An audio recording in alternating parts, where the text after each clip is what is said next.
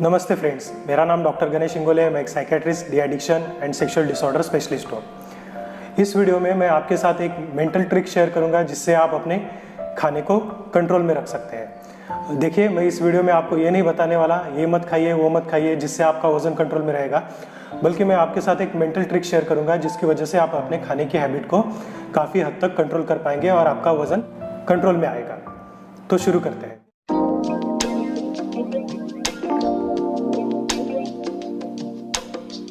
हम समझने की कोशिश करते हैं हमारे खाने के हैबिट के बारे में, ये कैसे डेवलप होती है और हमें इसको कैसे कंट्रोल में रखना चाहिए।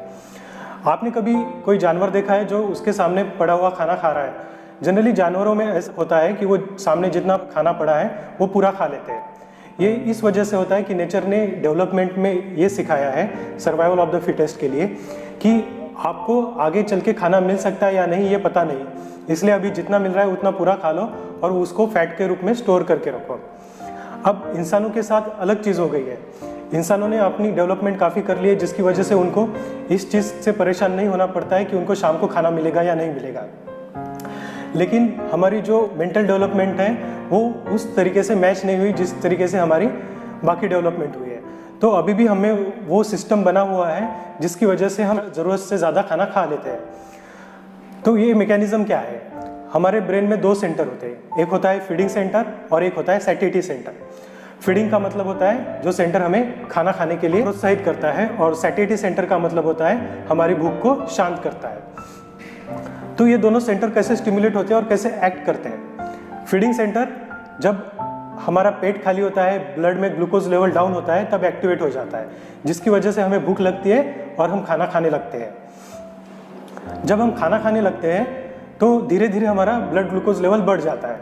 तो जब ये ब्लड ग्लूकोज लेवल एक पॉइंट तक पहुंच जाता है, उसके बाद फीडिंग सेंटर की एक्टिविटी बंद हो जाती है और उसी वक्त सैटिस्फैक्टरी सेंटर की एक्टिविटी धीरे धीरे शुरू हो जाती है। जब फीडिंग सेंटर डाउन हो जाता है और सैटिस्फैक्टरी सेंटर कंप्लीट हो जाता है, तब हम खाना खाना बंद कर देते हैं। अब हमारी मेंटल ट्रिक यहीं पे आती है। जब हम खाना खाते हैं तो ब्लड ग्लूकोज लेवल जो है वो धीरे धीरे बढ़ता है। इसकी वजह से हमारी जो रिक्वायरमेंट है उससे ज़्यादा हम खा लेते हैं। अब ये जो ज़रूरत से ज़्यादा खाने का प्रोसीजर है ये नेचर ने ही बनाया है ताकि हम एक्स्ट्रा खा लें और फ्यूचर के लिए फैट के रूप में स्टोर करके रखें। लेकिन आजकल की लाइफ में हमें ये करने की ज़रूरत नहीं है, तो हमें ये नेचर का मैकेनिज्म जो है उसको बाईपास करना है। तो इसको कैसे बाईपास करना है इसको समझते हैं। तो जब आपका ब्लड ग्लूकोज धीरे धीरे ऊपर चढ़ता है तो आपका फीडिंग सेंटर की एक्टिविटी कम हो जाती है और सैटिस्फैक्टरी सेंटर की एक्टिविटी बढ़ने लगती है। तो ऐसे में हमें एक ट्रिक करना है। अगर आप अपना खाना धीरे धीरे खाएंगे, जैसे हमने बचपन में सीखा है कि हमारा खाने को काफ़ी चबा के खाना चाहिए, या 32 दांत हैं तो 32 बार चबा के खाना चाहिए। इससे क्या होता है कि आप खाने को धीरे धीरे खाते हैं, जिसकी वजह से आपके ब्लड ग्लूकोज लेवल को जो राइज होने का टाइम मिलता है वो प्रॉपरली हो जाता है। ग्लूकोज लेवल बढ़ने के कारण फीडिंग सेंटर की एक्टिविटी जल्दी कम हो जाती है। दूसरी चीज़ ये होती है कि जब आप खाना खा रहे हैं तो आपने सिर्फ खाना खाना है और बाकी चीज़ों पे ध्यान नहीं देना है। जैसे हमें आदत होती है कि हम खाना खाते समय टीवी मोबाइल देखते हैं या बाकी भी कुछ एक्टिविटी करते रहते हैं। इससे क्या होता है, सैटिस्फैक्टरी सेंटर जल्दी स्टिमुलेट नहीं होता है। तो सैटिस्फैक्टरी सेंटर तब स्टिमुलेट होता है जब हमें इंडिकेशंस मिलते रहते हैं कि हम खाना खा रहे हैं, हमने इतना रोटी खा लिया या इतनी देर से हम खाना खा रहे हैं। तो इस वजह से भी सैटिस्फैक्टरी सेंटर स्टिमुलेट होने लगता है। तो आपने एक चीज़ करना है कि खाना खाते समय सिर्फ खाना खाना है, उसके लिए डेडिकेटेड टाइम निकालना है। तीसरी बात ये होती है कि जब आप खाना खा रहे हैं तो आप पेट में थोड़ी जगह बाकी होनी चाहिए, यानी आपके मन में थोड़ी सी भूख होनी चाहिए।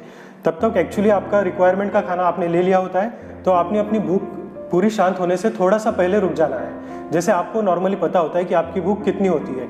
अगर 2 रोटी की है तो आपने 1.5 रोटी पे रुक जाना है, क्योंकि जो आधी रोटी आप खा रहे हो वो जनरली एक्स्ट्रा खाना होता है जिसकी आपको रिक्वायरमेंट नहीं होती है। तो अगर आप इस ट्रिक को समझ गए होंगे तो आप अपने खाने की हैबिट को अच्छे से कंट्रोल कर सकते हैं और आपका वज़न कंट्रोल में रह सकता है।